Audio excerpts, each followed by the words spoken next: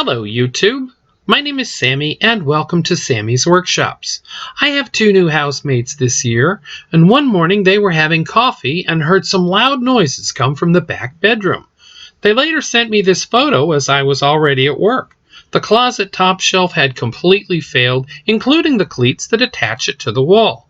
Stick around and see how we repair and rebuild the master bedroom closet top shelving unit, right here on Sammy's Workshops.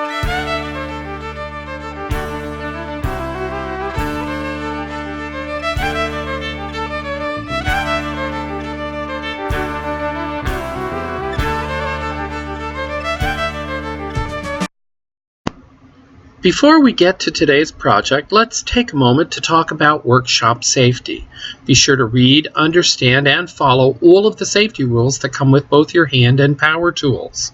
Knowing how to properly operate your tools and following these safety rules can significantly reduce the risk of damage and/or personal injury.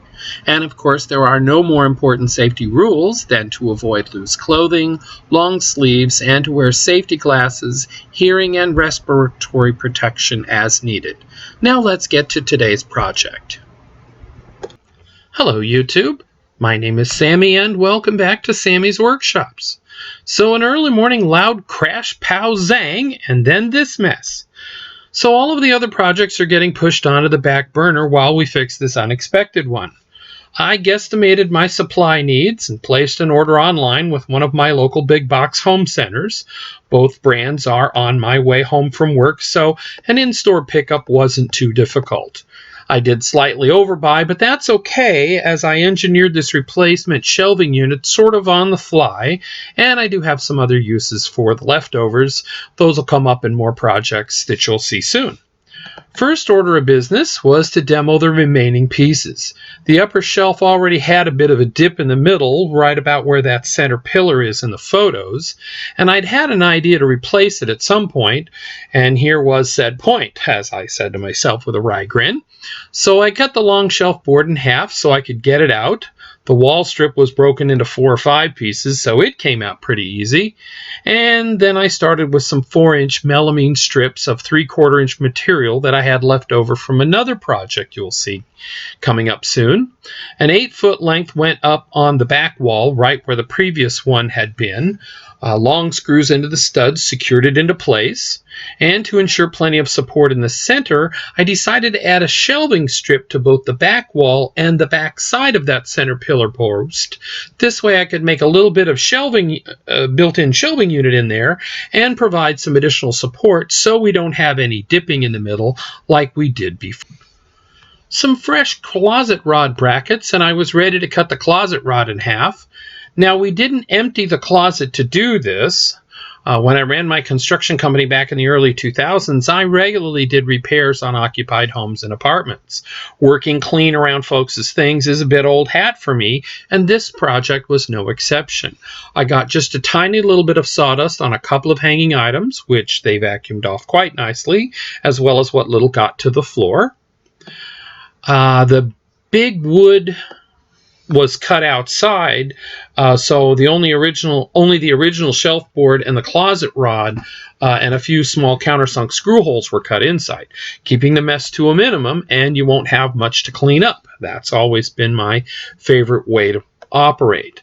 So after getting all the supports screwed into place and the closet rod back up on the right-hand side of the closet, I got all the clothes on the right-hand side back up too. Then I slid the top shelf itself into place and screwed it down. Next up, same drill for the left side. Kind of like the old rock song, second verse, same as the first. Wall strip, closet rod supports, get the clothes up, and cut the second half of the upper shelf to fit. Where the back wall support strip and the shelf met, I cut and inserted several pocket hole screws to pull the ends together tight and to help support everything. I probably overbuilt this, but I didn't want a repeat of the opening act. No more whoomp, whomp, bam, bang. I have a couple of shelves to cut for that center section and some shelf pins, and voila, we're complete. I didn't put it back on the entire center built-in shelf section. My roommate has a wire shoe rack on the floor, and stopping the back short of it let her keep that right where it was at, and she didn't have to reorganize the whole closet.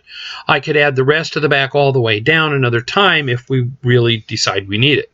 For the upper shelf, I bought a board with one already finished edge so that the shelf looked really nice in the first place. And that's how we fixed the bedroom upper shelving unit.